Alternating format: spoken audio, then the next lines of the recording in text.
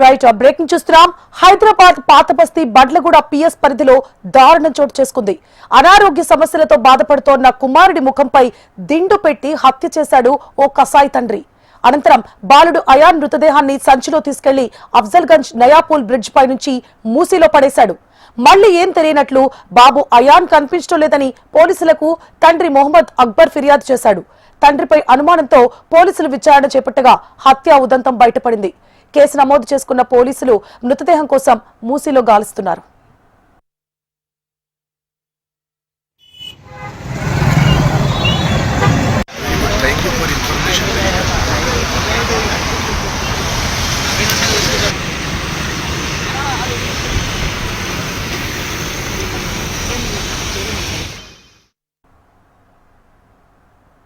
హైదరాబాద్ పాతబస్తీ Bandlaguda PS పరిధిలో దారుణం చోటు చేసుకుంది. అనారోగ్య సమస్యలతో బాధపడుతోన్న కుమారుడి ముఖంపై దిండు పెట్టి హత్య చేశాడు ఓ కసాయి తండ్రి. అనంతరం బాలుడు అయాన్ మృతదేహాన్ని సంచిలో తీసుకెళ్లి అఫ్జల్గంజ్ నయాపూల్ బ్రిడ్జ్ పై నుంచి మూసీలో పడేశాడు.